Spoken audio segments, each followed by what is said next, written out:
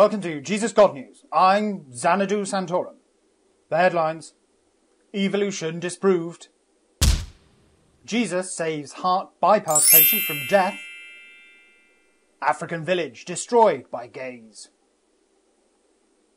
The world of science was reeling today when self-professed scientist Richard Dawkins appeared to pause slightly when asked if he could disprove the existence of Jesus' teapot. The 71-year-old pro-abortionist looked confused and was clearly lost for words, dithering slightly before falling back into his usual trick of using logic and reason to clearly set out his argument. The Right Reverend Charles Chester, Bishop of Bashing-on-the-Rod, said, "Perhaps it's Dawkins who is deluded. Jesus must have had a teapot, since tea is probably served in heaven. I don't know of any teapot that wasn't designed, or at least had a creator. Are we supposed to think that a monkey gave birth to it? Imagine waking up to find that Jesus had personally intervened to save your life. Well, mother of two, Edna Drainpipe, no longer has to. The 62-year-old churchgoer endured an 8-hour operation after a heart attack in January. When asked about her experience, she said that Jesus was clearly there for me. I could sense him in the corner of the room trying to get through the throng of medical professionals who were operating on me." Mrs. Drainpipe's faith healer, Mr. Arthur Scammer, said, "It's a miracle. This obviously proves the power of prayer over the sad, outdated tricks of science. Clearly, the Lord, in his infinite wisdom, has something special planned for Edna."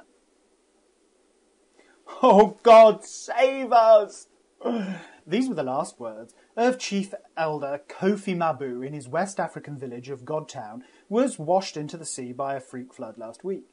Local people said that a cloud shaped like a rabbit with the face of Satan was clearly visible in the sky during a BBC World Service documentary on famous gay Sir Elton John. The 92-year-old village leader said, although the floods had happened every year, this one had been different. It was much wetter. It was as if Satan knew the dam had been damaged during the recent civil war and exploited it to punish us for tolerating someone called Elton John.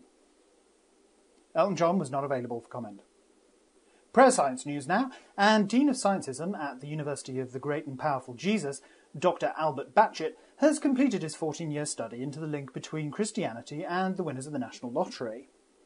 The 13,000-page report showed that since 71.6% of Britons describe themselves as Christian, Christians tended to win more than members of other religions, proving beyond reasonable doubt the power of prayer. He went on to say that prayers from other religions clearly aren't working and very likely upset Jesus, hence why there is so much suffering in the world. I'm Xanadu Santorum, and now you're up to date.